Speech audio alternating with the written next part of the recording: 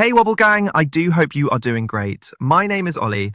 Hit that subscribe button if you love a good Reddit story. Alright, let's get into our first story of the day.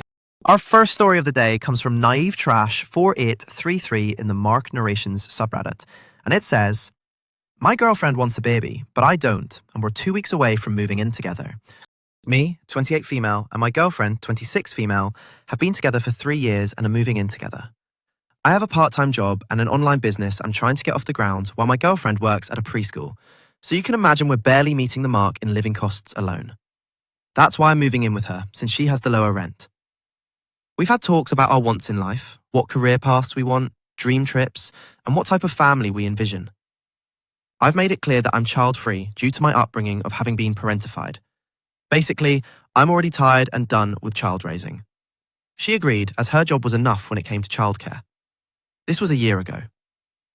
While I was bringing in the last boxes for the day, I received a text from her saying she wanted to talk about something important. I figured it was about the stuff I was bringing in. I had more boxes back at my place, and followed her into her bedroom. She sat me down and asked if I ever thought about marrying her one day. I admitted I wasn't sure yet, since we're barely moving in together and we needed to get to know each other on this level first before making a big commitment like that. I've heard plenty of horror stories of couples getting married before moving in and ending up hating each other. I still loved her, but I wanted to know everything with each step. She understood and brought up the reason why she was asking. She wants to have kids, after all. I was surprised to hear this. The preschool she works at is closer to my current place, so she'd often swing by to decompress from work. She would tell me how exhausted and stressed she was from dealing with kids and would nap for hours before either staying the night or leaving after dinner. So I was very confused and asked what changed her mind, and she told me whenever she helps the kids with their projects or they gift her drawings and bracelets, it makes her really happy. She even feels jealous when these same kids give their bigger projects to their parents and wanted that too. She would picture us picking up our child from school, and it would make her excited for the future. After hearing this, I had to remind her that that's not possible since I'm child-free. And she asked, "Still? Don't you feel like we could be doing more with our lives, though? Wouldn't it be nice to have a mini-me or a mini-you running around?" No offense to parents and guardians here, but the idea of that made me cringe. I dealt with enough of my own siblings growing up, and all I remember is being exhausted, stressed, and too young to be taking care of 4 younger kids while I was barely getting out of elementary school. We got into a bit of an argument, with her saying I was keeping her away from motherhood, while I told her we made it clear with each other that we wanted to be child-free. So springing this on me all of a sudden, as I'm moving in, feels like a lot. We were going in circles, with neither of us budging, until she threw in the towel, telling me to sleep on the couch. Admittedly, this made me mad, and I left the apartment entirely to sleep back at my place. I have 2 weeks left to move out, but I was so mad I was considering if I could cancel the move out with my landlord. I know just the thought alone is petty of me, but if having a child is what she wants and I don't, then it's becoming obvious we're no longer going to be a good fit for each other. Either outcome, one of us would possibly grow to hate the other. I love her like crazy. I even admit the idea of marrying her did cross my mind many times, but I'm trying to stay reasonable here with what we both want. She wants me and a family with kids, but I just want her and maybe a pet. Right now, I'm just sitting here on my mattress on the floor, and we're going to need to talk about this. Especially with a third of my stuff now sitting at her place. What can I do about all of this? Edit. I feel I need to clarify this. We're both mid-20s females, so it's not possible for me to get her pregnant. Although I do appreciate the concern and warnings about intimacy regardless. Let me tell you, this story hits a nerve. I can't even believe this right now. Picture it. You've been clear, loud, and crystal that you're child-free. And now, right when you're knee-deep in boxes and the topic resurfaces like an uninvited guest. Seriously, are we dealing with a classic bait and switch or what? And here's where it gets outrageous. She's throwing around the idea of picking up a little you or her from school. Meanwhile, I'm over here like, how did we get here?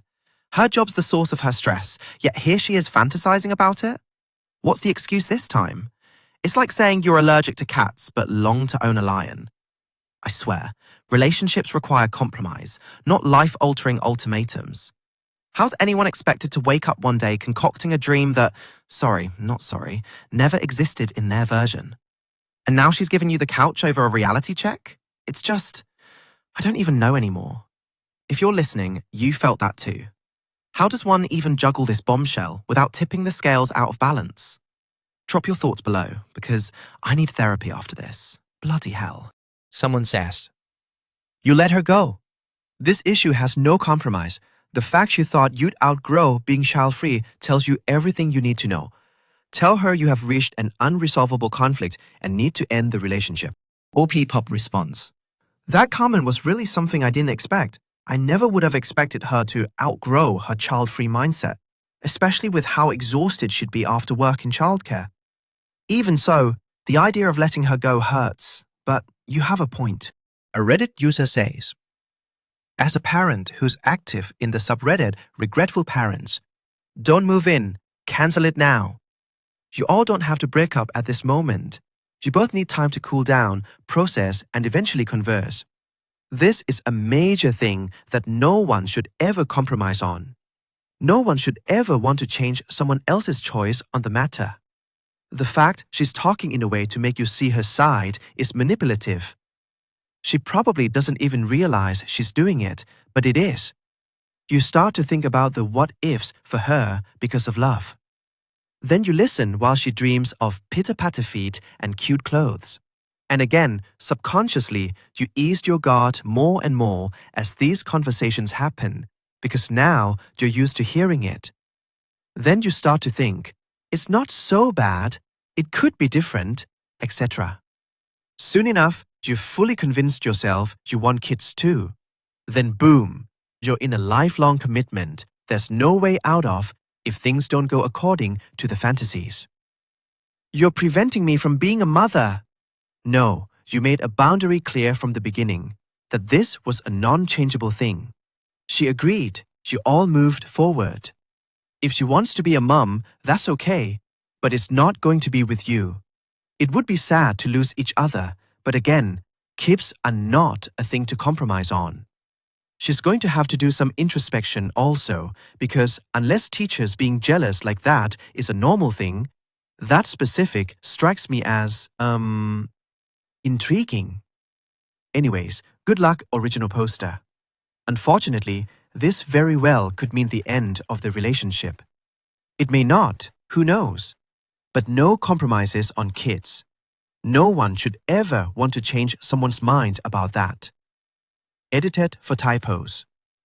OP responds, "Also, regarding the jealousy thing, I don't think it comes from anything malicious, probably just one of the possible things that made her reconsider having kids. Also, I just got back from reading some stories from that subreddit, and it's tragic.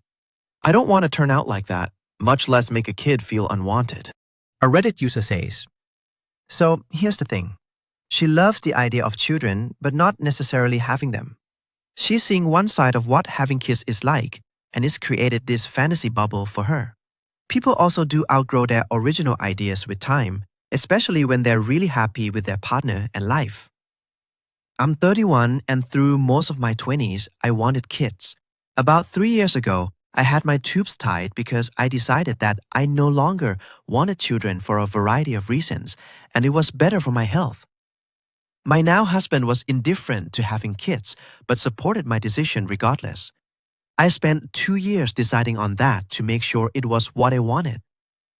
Her springing this on you as you're about to move in is a bad move, and she did it on purpose, thinking you would give in. You need to sit down together as soon as possible and figure out where you stand in terms of your relationship. As of now, your wants, needs, and goals don't line up, which makes you incompatible for each other." A username 69LMS adds, "Why would you date someone who wants kids when you don't? I never wanted kids, so I only dated people who didn't want kids either. Break up and move on. You don't move in with her. It doesn't matter how much you love someone if you aren't interested in the same things as they are." OP responds, "She never said she wanted kids or even made any one-off comments about it. We had the life conversation about a year ago, and we both made it clear we were child-free." A user expresses thoughts. "Not moving in isn't petty. It's being honest and honoring your own feelings. She wants kids and you don't. You've been very transparent about this and she hasn't. She was hoping you would change your mind and is showing a lack of respect here. You're not living a fulfilling life if you don't have kids. It's total nonsense. You are incompatible. You don't have a kid to make someone else happy, and that's what she wants you to do. I don't want to go all Reddit paranoid on you, but I would put the brakes on intimacy just in case she decides to be extra manipulative. Edited for grammar. OP expands. Thank you. The thing is, I believed she was being fully transparent since we made it clear to each other from that live conversation that we both wanted to remain child-free. This is the first time she's brought up this subject, not even a thought or one-handed comment from what I can remember. Also, thanks for the advice on the intimacy part, but we're both female. Just one day after sharing her concerns about the future with her girlfriend, OP returns with an update, stating, "Update from my last post, see here. Okay, I really don't know where to start from this. I want to thank those who commented on my last post and all the advice they have given me. And I feel I should also clarify some stuff. My girlfriend and I are both cis women, so I can't get her pregnant. Meaning, hypothetically, if we did have kids, it would have to be through a sperm donor or adoption. As ideal as it would be to move back with my parents during this time, they're unfortunately the type who believe my life is not fulfilled being child-free. We even had a fight over this, with them begging for grandchildren since I'm the oldest, not taking into account the parentifying they put me through being the biggest reason I don't want kids. They even said me helping with my siblings could count as training to be a parent. Honestly, that just made me more upset. I know people change their minds and are sometimes happier for it, but others that did so are more miserable for it, and I know I'll be the second type. Don't get me wrong, I love my siblings and would do anything for them, but it doesn't take away that I spent what should have been my own childhood building up theirs. I've done my share of parenting already, too much of it, and I refuse to go back. As for my girlfriend, now ex, building up a fantasy of parenthood, that seems to be the case, but there was another that I really hoped wasn't true.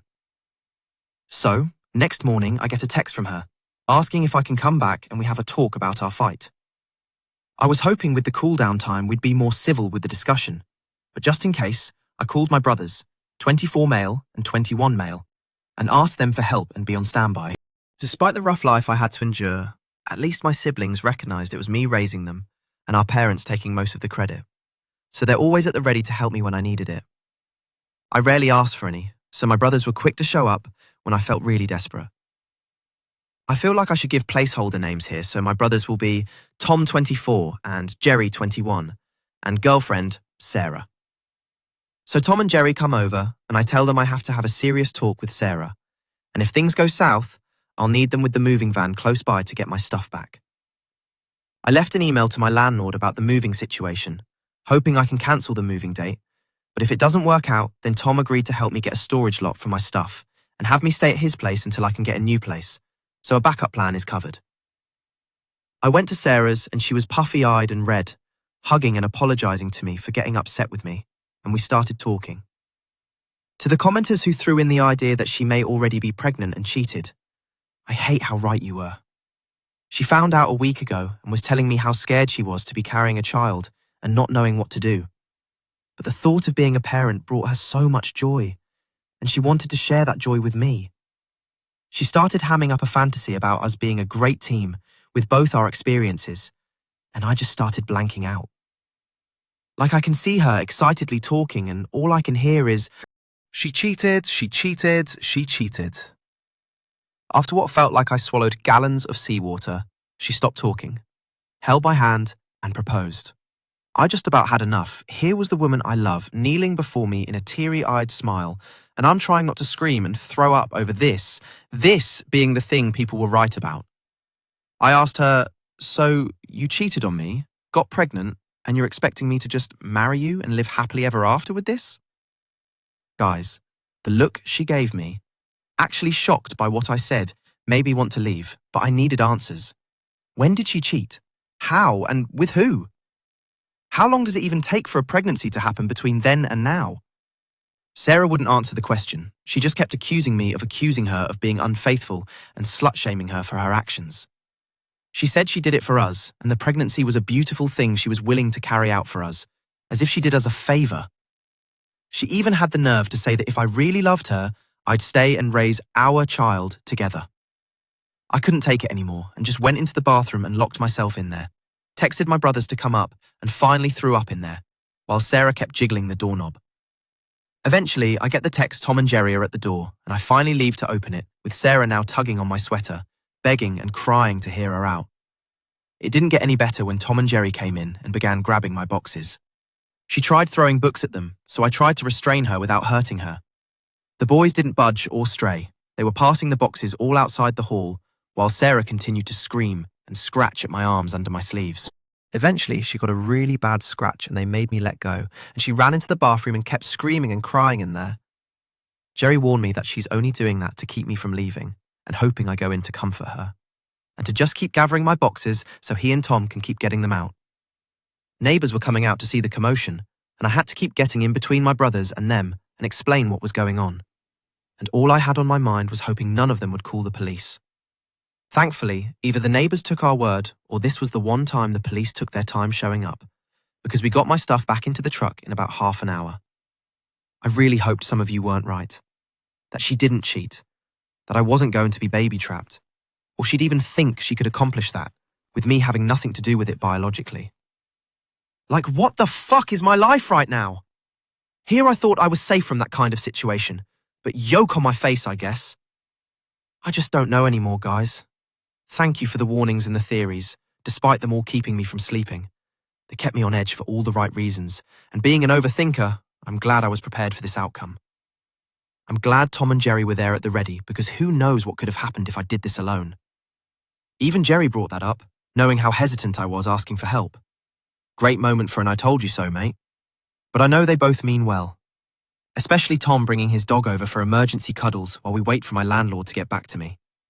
Until then, Jerry says he can stay over for a couple days until we know what we're going to do next. So I guess the packing is in between a halt and still ongoing until my outcome is decided by my landlord. Again, thanks so much, you guys. I'll be sure to update once we know what the next course of action is. But for now, I just want to lay down and cry with this giant, lovable ball of fur that takes up half the mattress. A Reddit user says, Great job getting out, and you raised your brothers right. Your ex is insane.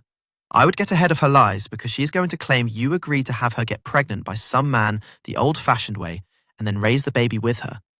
She is going to tell everyone you abandoned her poor and pregnant and worried about living alone. You need to tell everyone she cheated and that you left her upon finding out. You do not have to mention the pregnancy. OP responds, To think I'll have to take these measures. I take back everything I said about it not being possible for me to get baby-trapped. I'll be sure to do this before taking a break from my phone.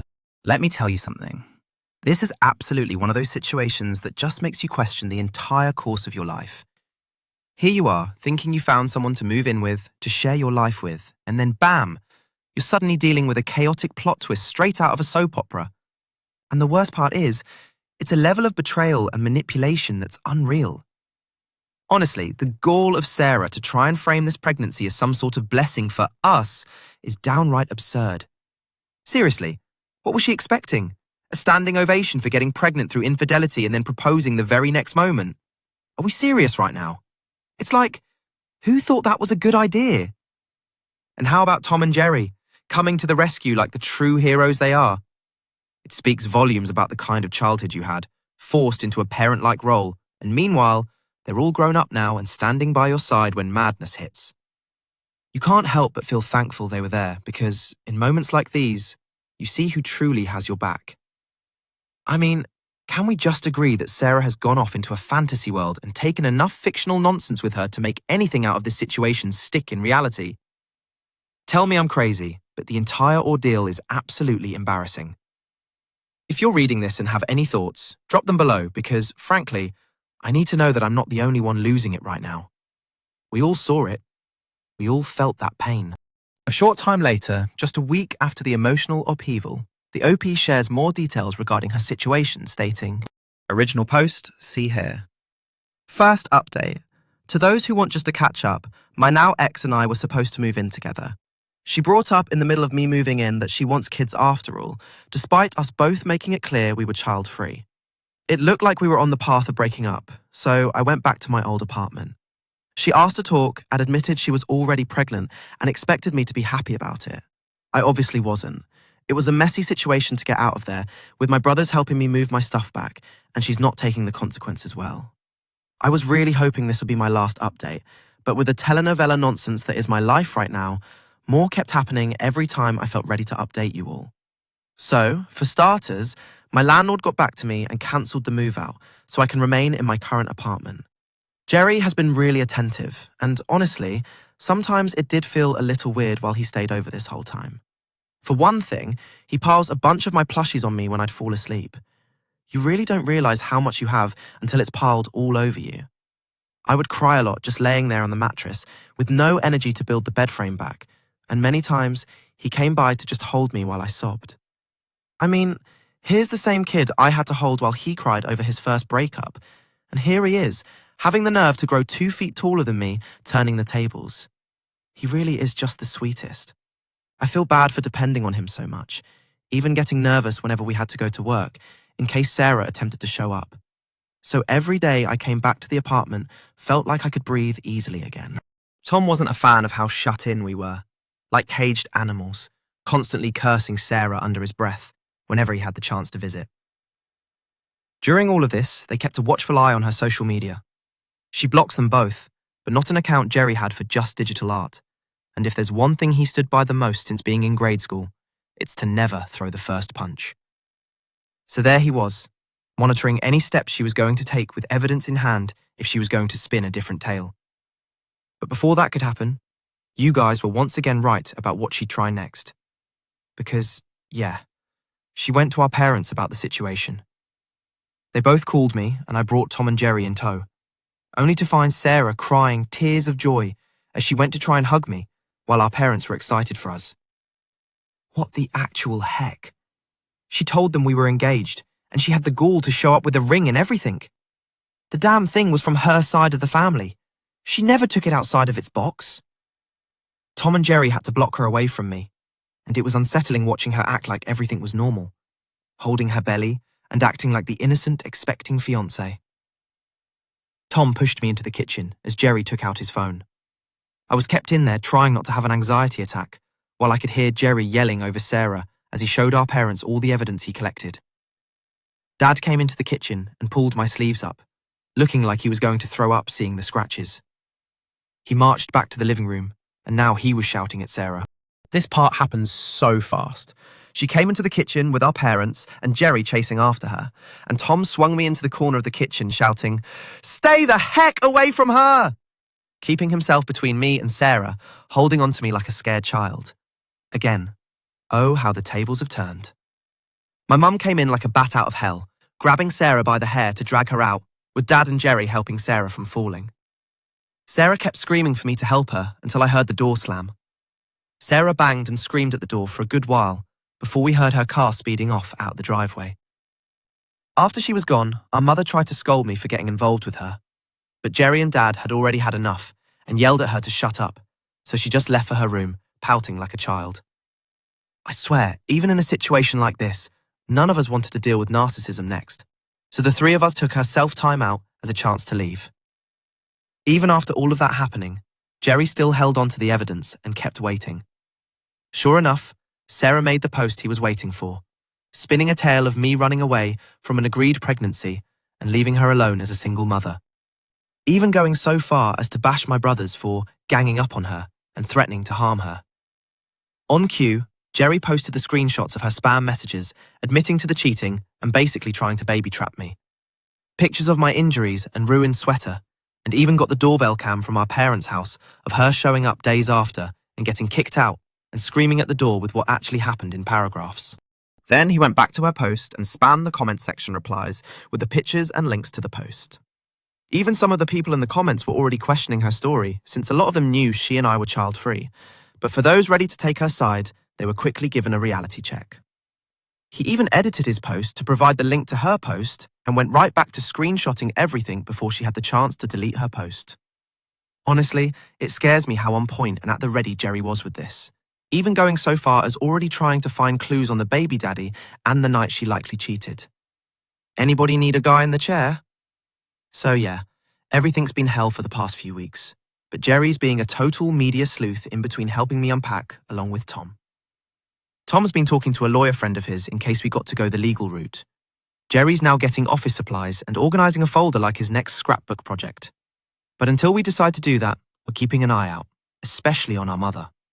She and Dad may not have been reliable growing up, but if it's physical defence or getting the gossip train going, she's our best bet to see if she can further sink Sarah's ship to keep her from doing any more harm. Thanks again to everyone who's been keeping up with me on this, and I'm sorry to those of you who've been asking for updates or just didn't get a reply.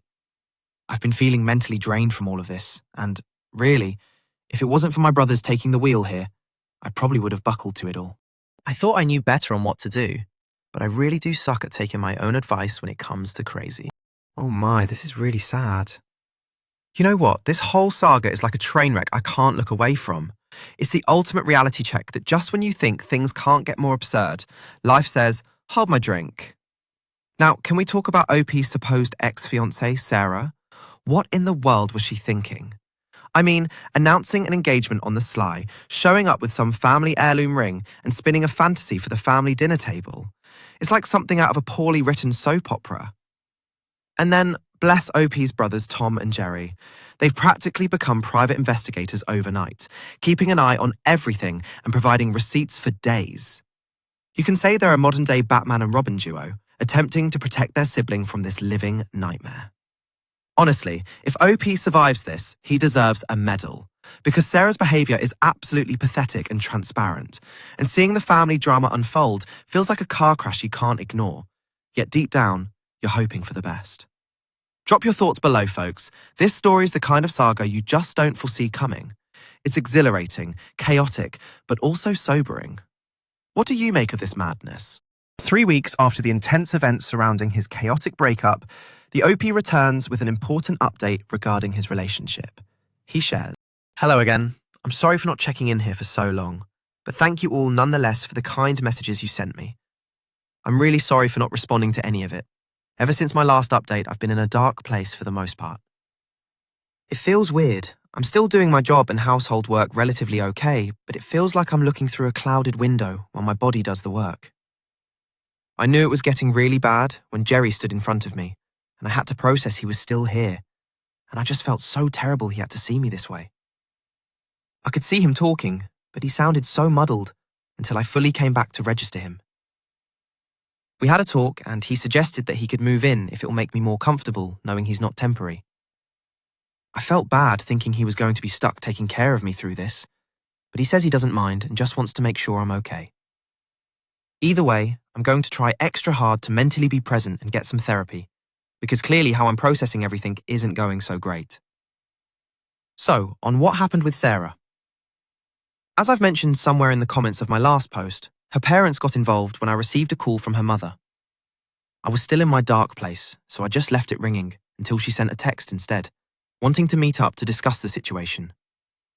Originally, I didn't want to, but Tom made it a point that I'd need to shut things down on that end too, to keep them from potentially bothering me in Sarah's stead, especially if they buy her story.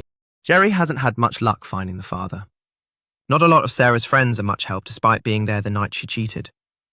He figured out that part by one of them admitting she was flirting with some guy that none of them knew, and she claimed to have gotten an Uber ride home earlier than them.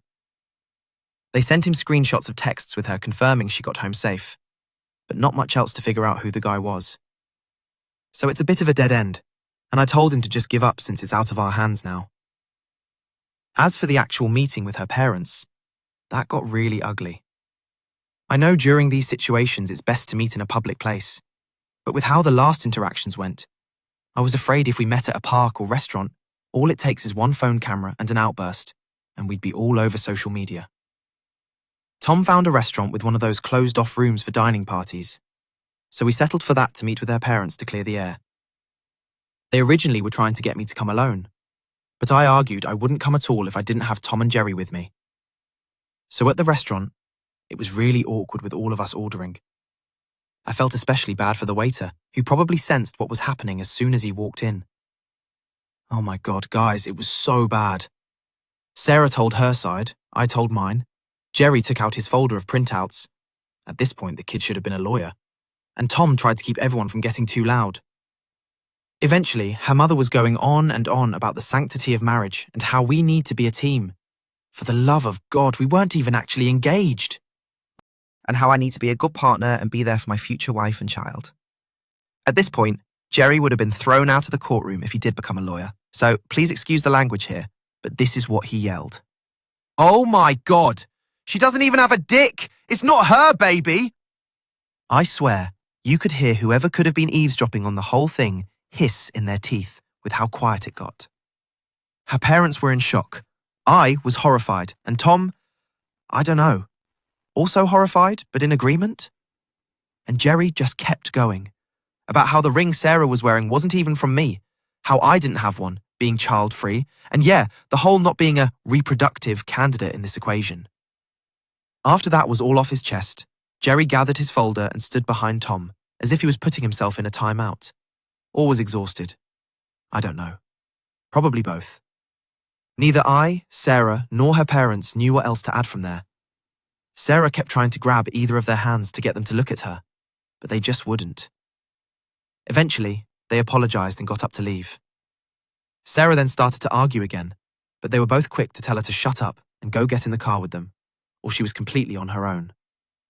Sarah looked at me with those sad eyes I always fell apart for, and left with her head down and parents following. That was 2 weeks ago, and now she's back home with them in another city. Even with the distance, Jerry and I got the okay for a doorbell camera and had it set up already. I'm still waiting for an opening for a therapist, but in the meantime, I'm still trying to get out of my funk and focusing on moving Jerry in. The landlord was okay with it considering the situation. I honestly feel so bad for doubting him on having my back on all of this, but he's been pretty lenient with me, and I really appreciate him for that.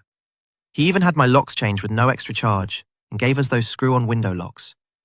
Jerry's settling in with his stuff, and Tom got a weekend off from his job to help move things and stay over on the now-acquired new beanbag chair from Jerry's old apartment. One time in the morning, I checked with him to see if he really was okay with this, and he was more than happy. He says where he was living wasn't so great, and this way it feels like he's home again.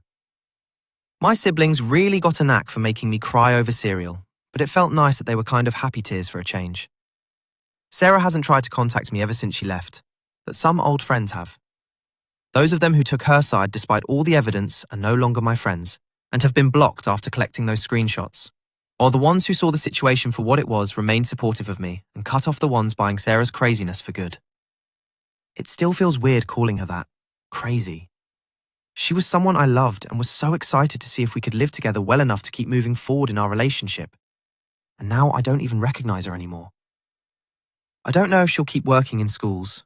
All I know is, of course, she left the school she worked at and that her parents are trying to find the father.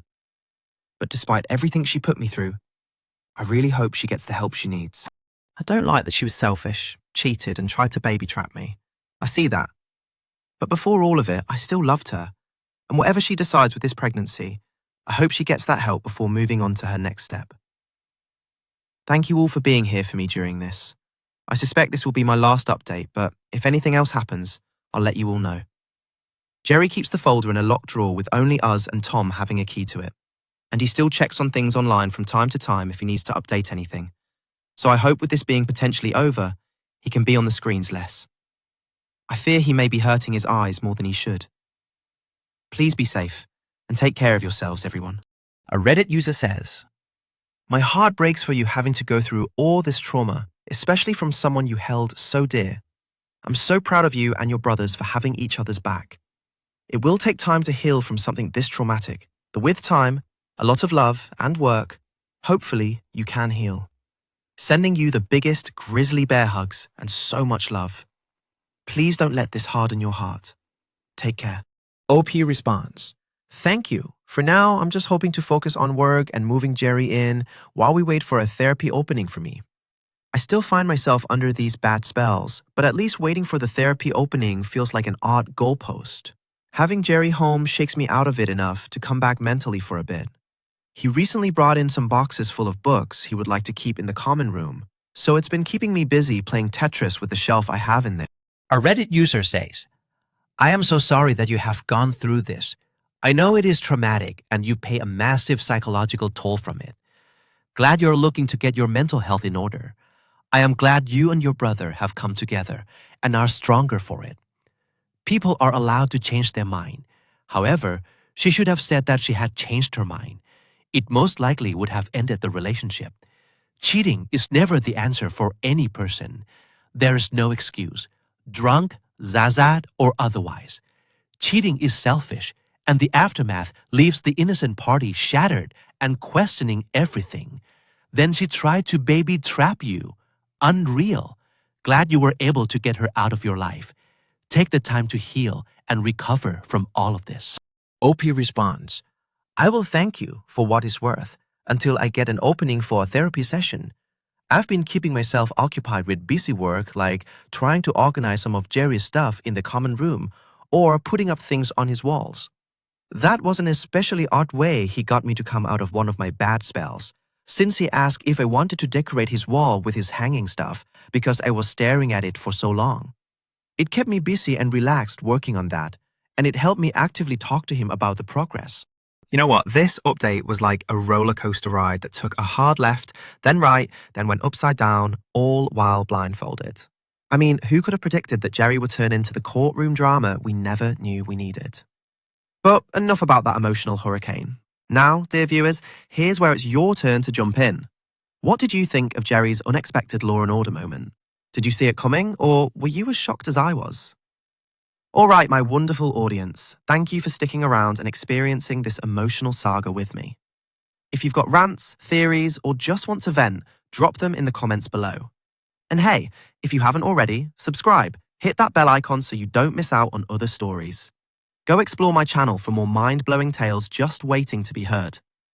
Until next time, take care, stay safe, and let's see just how many of these wild stories keep rolling our way.